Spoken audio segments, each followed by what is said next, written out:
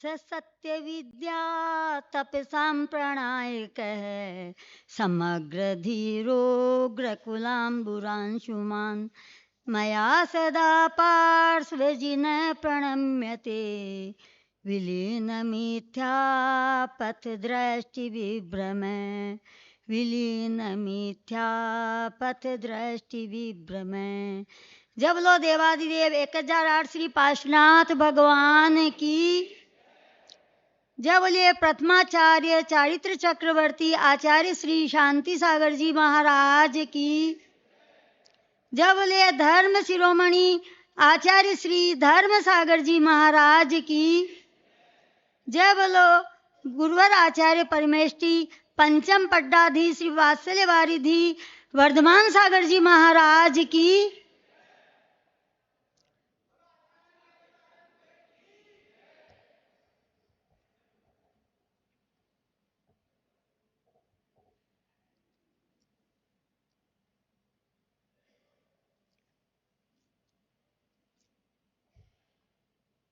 महानुभावों, हमारा प्रवचन करने का अधिकार नहीं है। प्रवचन करने का अधिकार परम गुरु को होता है, अनंत परमेष्टि को। प्रवचन का अर्थ है प्रकृष्ट वाणी। तो प्रकृष्ट वाणी किसकी हो सकती है? वो परम गुरु अनंत देव की होती है। लेकिन आज हमें वो साक्षात उपलब्ध नहीं है उनकी वाणी।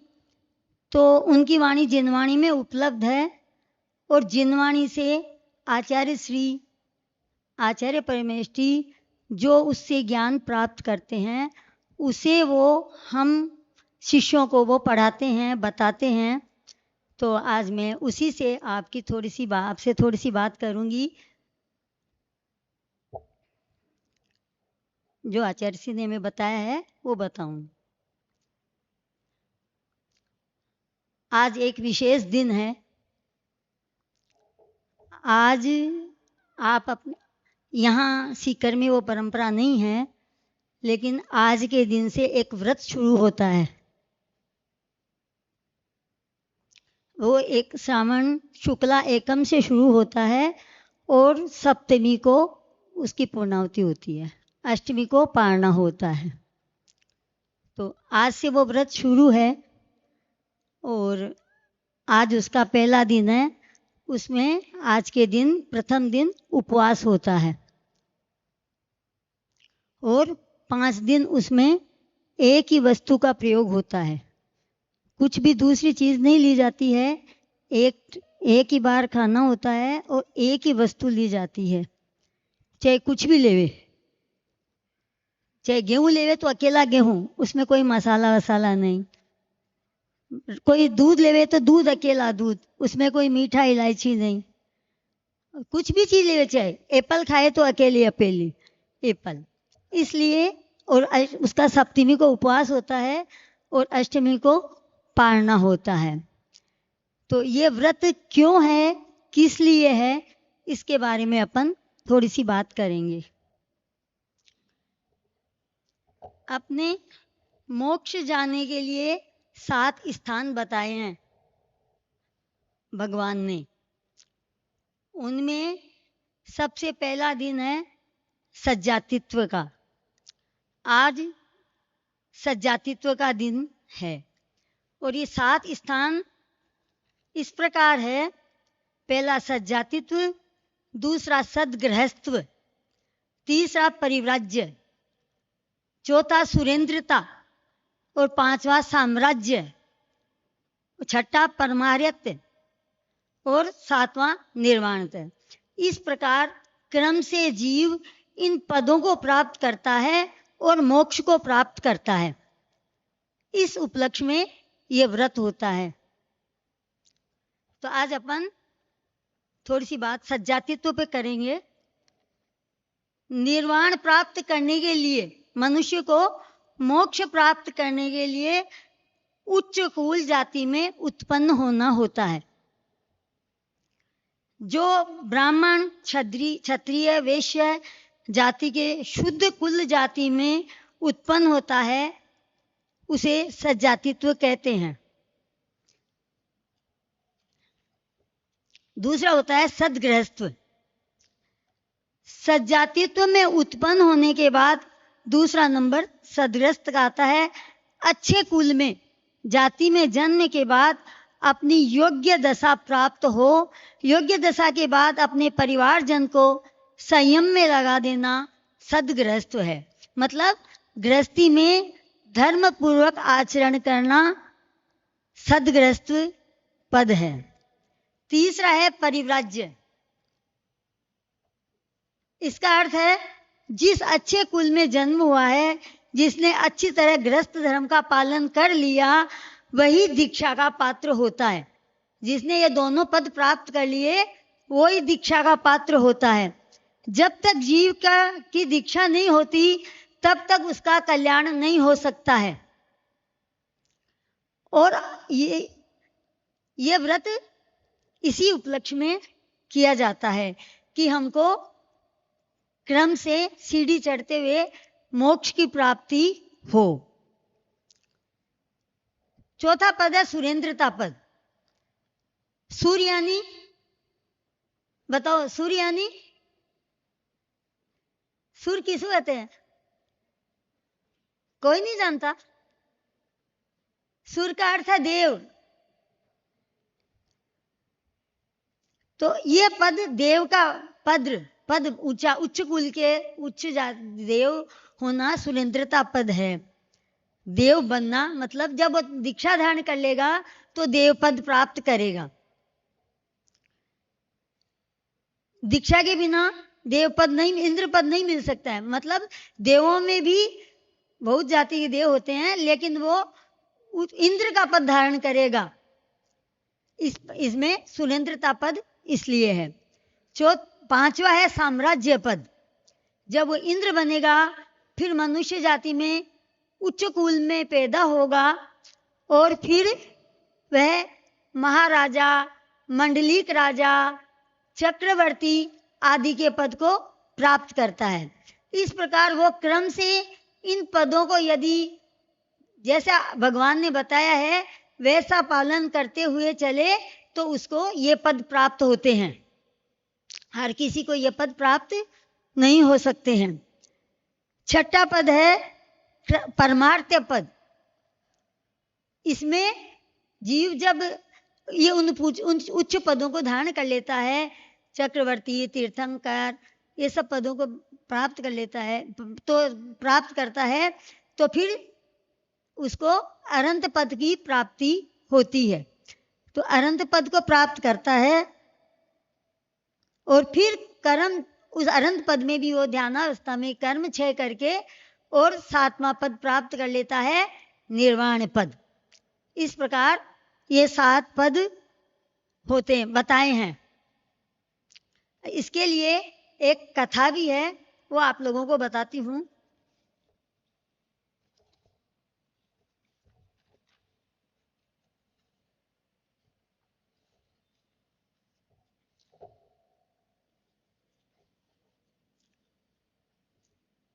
जम्बूद्वीप में स्थित भरत क्षेत्र में एक मिरलिका नाम का नगर था। उसमें वारिसेन नाम का राजा राज्य करता था। लक्ष्मीमती उसकी रानी थी। उसी नगर में नंदीमित्र सेठ तथा नंदश्री उसकी सेठानी थी। दोनों पति पत्नी देवशास्त्र गुरु के भक्त थे। एक दिन सहस्र शिखर वाले जिन मंदिर में, वहां पर 1000 शिखरों वाला मंदिर था, उस मंदिर में मुनिराज का आगमन हुआ। उक्त मुनिराज के दर्शनार्थ राजा जो सेठ था नंदीमित्र, वह अपनी सेठानी के साथ उनको दर्शन करने के लिए गया। उसने दर्शन स्तुति करने के बाद मुनि महाराज से पूछा, धर्मोपदेश के लिए निवेदन किया। जैसे आप लोग धर्मोपदेश के लिए निवेदन करते हैं, तो पहले के जमाने में जब दर्शन करने जाते थे तो वो धर्मोपदेश के लिए निवेदन करते और मुनिराज उनको धर्म का उपदेश दे देते थे। महाराज के उपदेश सुनने के बाद सेठ ने प्रार्थना की। उपदेश उनका सुन लिया, अब उसको धर्म का ज्ञान हुआ और अपनी जो परेशानी थी उसके लिए भी उसने पूछा कि हम लोग परिसय सहन करने में असमर्थ हैं। उसने कहा महाराज जी, हम परिसय ज़्यादा सहन नहीं कर सकते आपके जैसे, लेकिन हम कोई ऐसा छोटा मोटा व्रत बताइए हमें जिससे हम सरलता से पालन कर सकें। तब आचार्य महाराज ने कहा कि तुम सप्त परम स्थान व्रत करो। तो व्रत की विधि क्या बताई, जो मैंने आपको बता दी है ना, विधि मैंने आपको बता दी है। और उसमें फिर जाप करनी होती है। वो तो सप्त ओम ह्रीम वर्तमान 24 तीर्थंकर स अरम सप्त परम स्थान प्राप्तिवे शिव रसवादी वीरांताए नमः है। मतलब पहले दिन की जाप ये, 7 दिन की अलग अलग जाप होती है। तो उसने व्रत किया और उद्यापन बताया मुनिराज ने, जो सब व्रतों में बताते हैं वैसे ही उद्यापन बताया कि जिन मंदिर का निर्माण कराओ, जीर्णोद्धार कराओ, 7 प्रतिमाएं प्रतिष्ठित कराओ और 7 मुनिराज को आहार दो। पारने के दिन 7 मुनिराज को आहार दो, इस प्रकार। और रथ उत्सव करो, 7 मुनियों को आहार दे करके फिर पारना करो।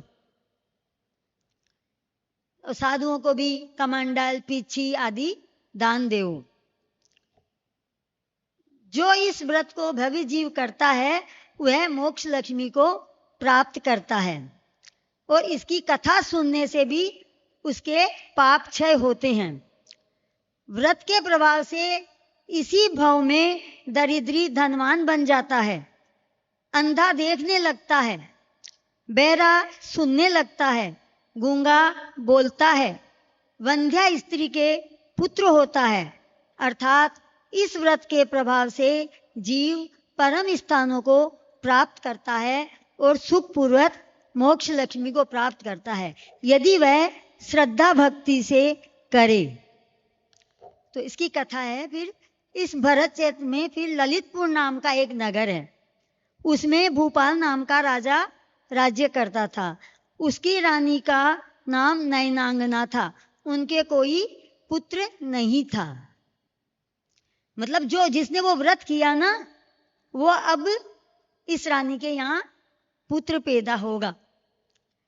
एक दिन ललितपुर नगर के उद्यान में श्री देशभूषण मुनिराज का आगमन हुआ और मुनिराज का आगमन सुनकर वही फिर भूपाल राजा मुनिराज के दर्शन करने के लिए गया और उसने प्रदक्षिणा देकर मुनिराज के चरणों में नमस्कार कर आम्र फलों से उनकी पूजा की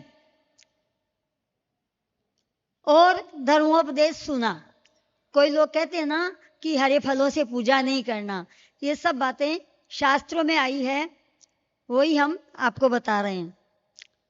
तत्पश्चात राजा ने मुनिराज को नमोस्तु कर प्रश्न किया, स्वामिन हमारे दीक्षा का योग कब है? राजा ने पूछा कि हमारे दीक्षा का योग कब है? तब श्री गुरु ने कहा कि हे राजन, अभी तुम्हारे एक महान धर्मात्मा पुत्र उत्पन्न होगा, उसके बाद में ही तुम्हारी दीक्षा होगी।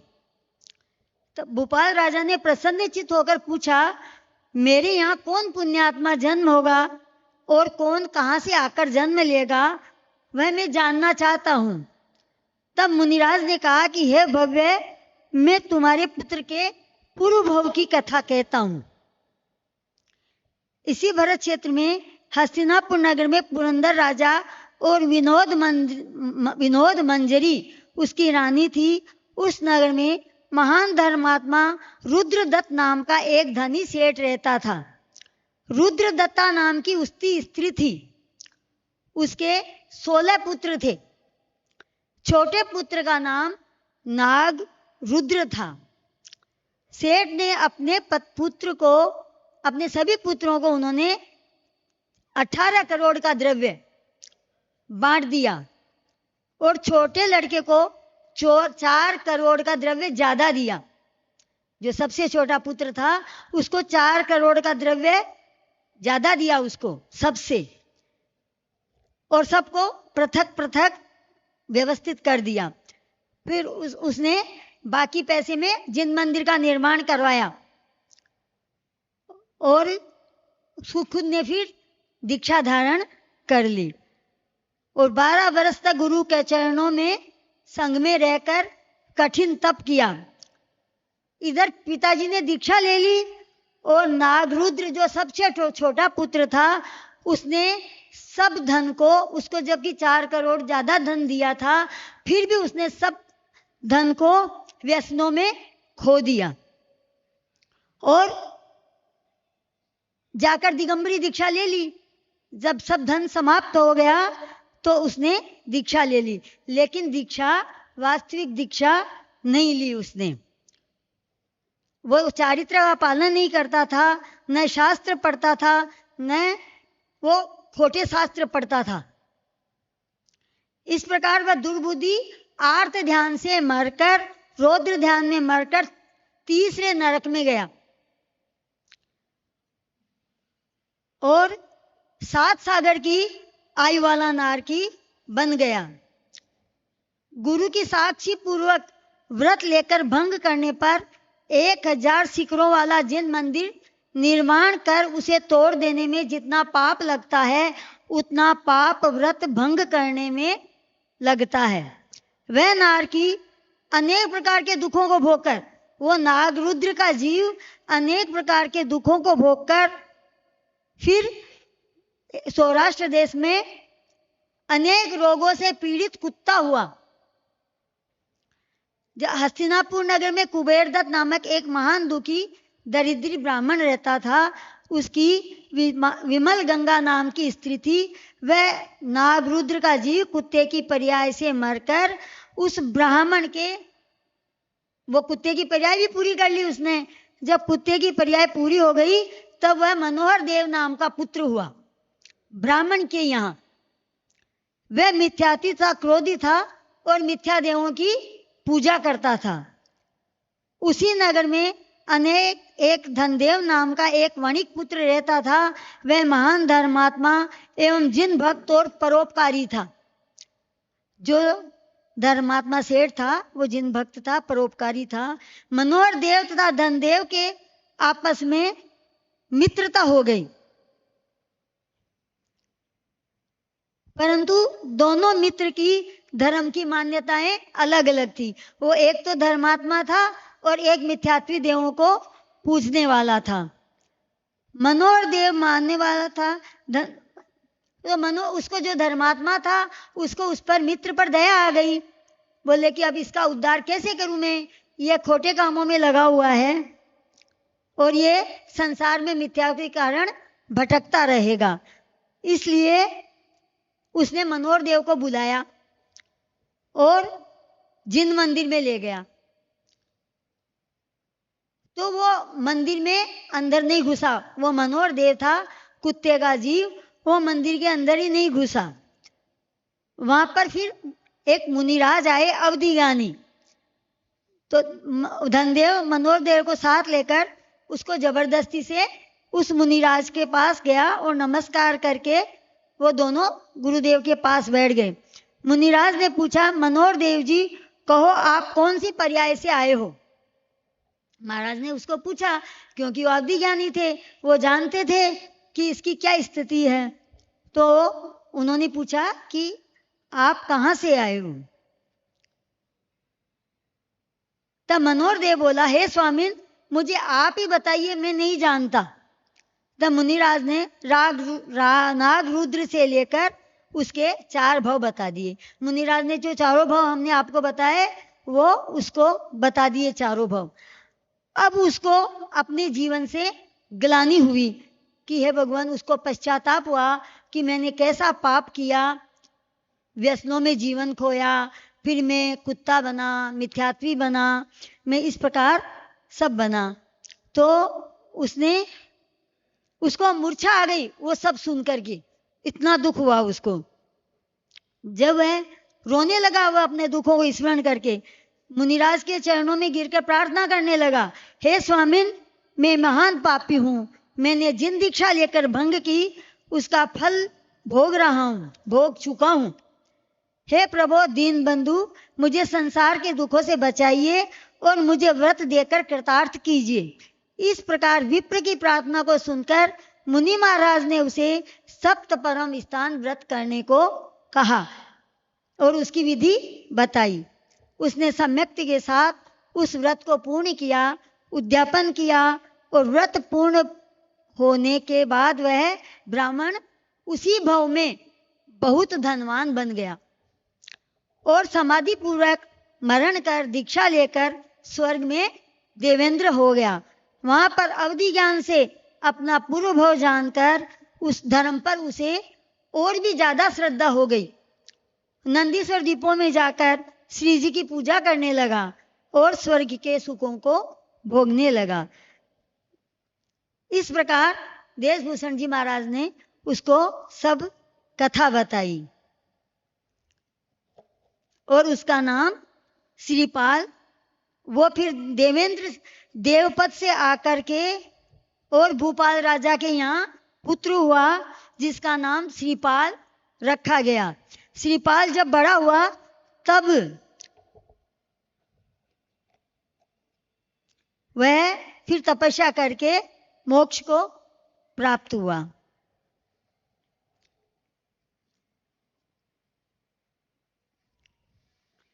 इस प्रकार इस व्रत को प्रत्येक स्त्री पुरुषों को करना चाहिए। जो भी इस सप्तपरम स्थान व्रत को पालता है वह आचार्य उन्होंने कहा है कि वह मेरा बंधु है, कि जो इस व्रत को पालेगा वे मेरा बंधु है। मतलब जो जो जब सब मुनिराज, आचार्य परमेष्ठी, अरंत परमेष्ठी सब आप लोगों का भला ही चाहते हैं ना, तो वो तो ऐसी भावना करेंगे।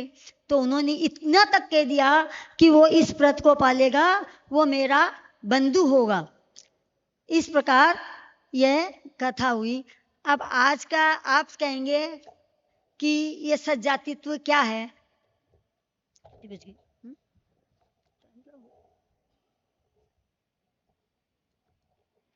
घड़ी कहाँ गई?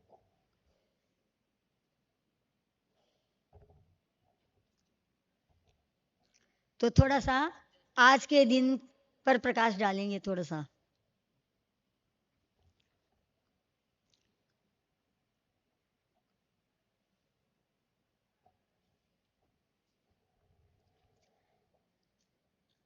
वर्तमान में हमें सज्जाति की शुद्धता रखना परम आवश्यक है।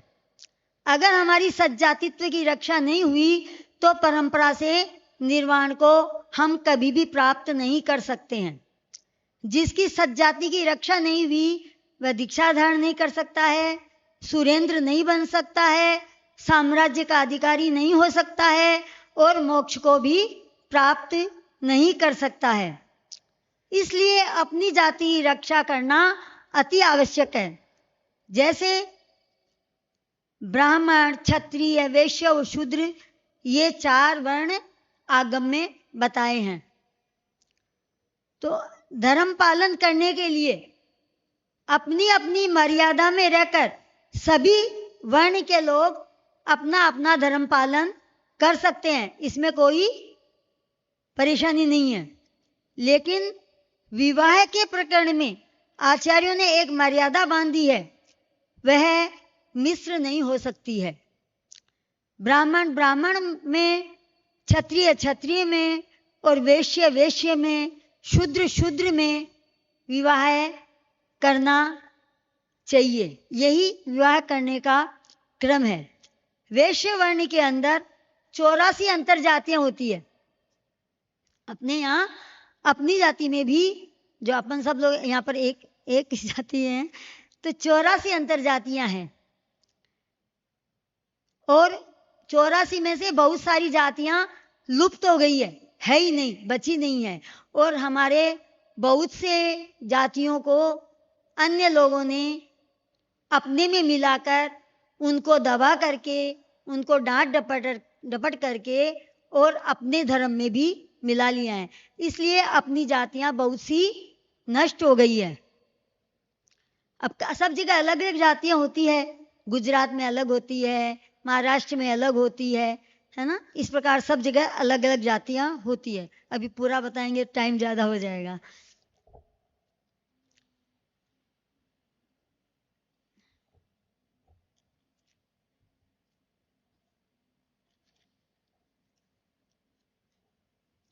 वर्तमान के अंदर बहुत सारी गड़बड़ देखने को मिलती है। विद्वान लोग कहते हैं, कई लोग कहने लगे हैं कि ये जातिवाद कुछ भी नहीं है। वर्ण और जाति संकर करने से सज्जातित्व नष्ट हो गया है। आज हमने सब ये नष्ट करने में हम लगे हुए हैं।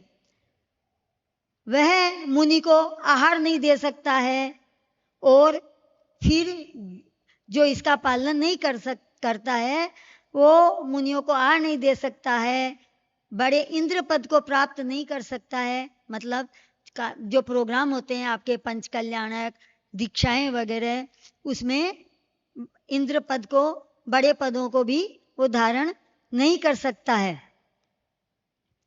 और जो उसकी अनुमोदना करता है उसके परिवार के लोग भी 7 पीढ़ी तक उच्च गति को प्राप्त नहीं कर सकते हैं। उनको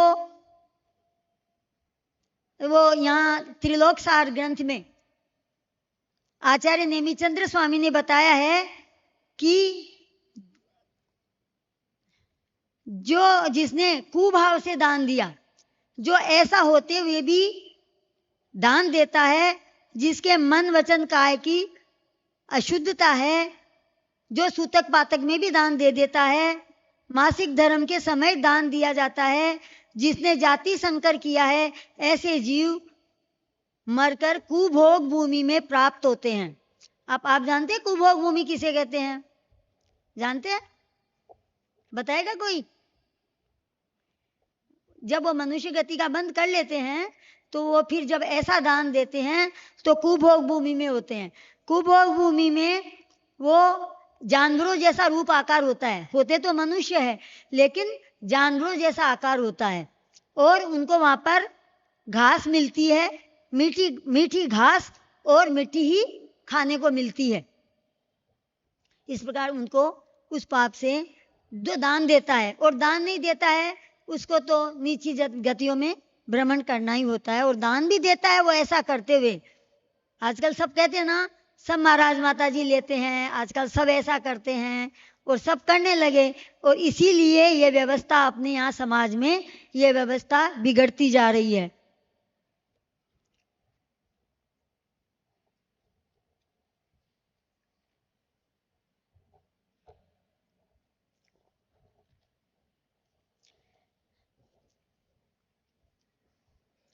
पहली बात, आगम के अनुसार शादी ही नहीं करना, क्योंकि शास्त्रों में बताया है कि दीक्षा लेंगे तो ही मोक्ष प्राप्त होगा, लेकिन वो भी अनिवार्य बताया है, क्योंकि यदि विवाह नहीं करेंगे तो ये संसार भी नहीं चलेगा, इसलिए ये भी जरूरी है।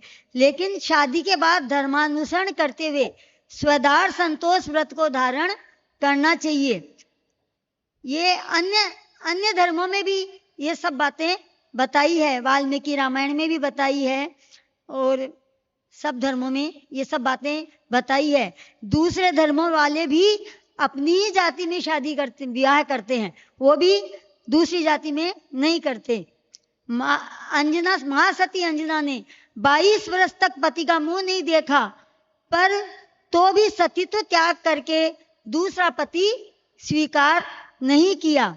अगर आज ये बात होती तो क्या होता? कोई 22 वर्ष तक रह सकता था पति के बिना? नहीं रह सकता था।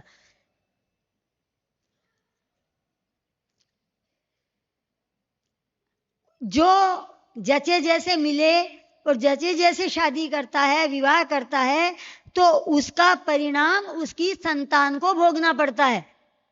वो तो अपने विषय भोगों के पीछे और नासमझी से, अज्ञानी से वो काम करता है, लेकिन उसकी जो संतान पैदा होती है उसको उसका फल भोगना पड़ता है।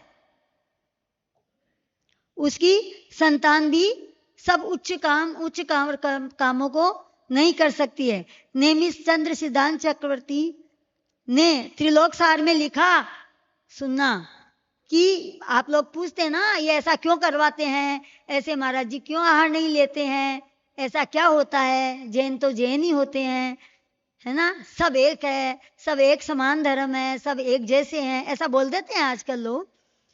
तो त्रिलोक सार में लिखा है कि छठे काल के अंत में जब 49वें दिन तक प्रलय होगा और जिसमें सारी पृथ्वी नाश को प्राप्त हो जाएगी, शिखर जी में केवल सुपारी के बराबर आकृति, मतलब शिखर जी समेत शिखर पर्वत भी केवल सुपारी के बराबर आकृति का रहेगा निशान के रूप में, बाकी सब नष्ट हो जाएंगे। और अयोध्या में स्वस्तिक का चिन्ह रहेगा केवल, बाकी अयोध्या भी नष्ट हो गई। इन दोनों का नाम क्यों लिया कि सभी तीर्थंकर समेत शिखर जी से मोक्ष जाते हैं और अयोध्या में उनका जन्म होता है। जिनकी फिर जब जो बचेंगे शुद्ध जाति वाले ही उस समय बचेंगे, जिन्होंने अपने भवों से मतलब ये शुद्ध जाति का पालन किया है, जिनका ऐसा पुण्य है, वो ही बेहतर जोड़े उस समय बचेंगे। और उन बेहतर जोड़ों को देवतागण विद्याधर की गुफाओं में ले जाकर उनको छिपा देंगे और देवतागण ही उनकी सब व्यवस्था करेंगे। और जब वापस वो चौथा काल आएगा, जब उन बेहतर जोड़ों को देवतागण वापस लाएंगे और उनसे ही फिर चक्रवर्ती तीर्थंकर आदि सब उत्पन्न होंगे और तब से ही फिर वापस सृष्टि चालू होएगी। अतः हम लोगों को अपने परिवार कुल परंपरा की रक्षा करनी चाहिए, यही या रक्षा करके मोक्ष को प्राप्त करने का पुरुषार्थ करना चाहिए। हम अपनी की जाति सुरक्षा कैसे करें? कोई कहेंगे कि आज जमाना ऐसा ही आ गया है तो हम इस जाति की सुरक्षा कैसे करेंगे? तो कहा है आचार्यों ने, शास्त्र में आया है कि हम अपनी जाति की सुरक्षा करें, भले कुंवारे रह जाएं पर जाति का क्रम भंग करके विवाह नहीं करे और सजातित्व की सुरक्षा करके मोक्ष के पात्र बने। इस प्रकार आज मैंने आपको ये आज के व्रत के बारे में बताया। अब आप लोगों को सबको ऐसा ही प्रयास करना चाहिए कि हम अपने बच्चों को ऐसी शिक्षा दें, उनको बताएं। आप बाहर विदेशों में पढ़ने भेजते हैं तो उनका ध्यान रखें, उनको ऐसी शिक्षा देते रहें कि हमको ऐसे कामों से बच के रहना है, अपनी जीवन की सुरक्षा रखनी है, नहीं तो अपना जीवन ही समाप्त हो जाएगा। ये मनुष्य गति मिली है, ये बहुत अच्छे कार्य करने के लिए मिली है। इस मनुष्य गति से ही मोक्ष की प्राप्ति हो सकती है, बाकी तीनों गतियों में तो कुछ होने वाला ही नहीं है। इसलिए हमको अपने धर्म का पालन, अपने जो भगवान ने बताया, आचार्यों ने बताया, उसके अनुसार करना चाहिए। जब लोग देवादिदेव एक श्री पाशनाथ भगवान की जय, जो बोलिए।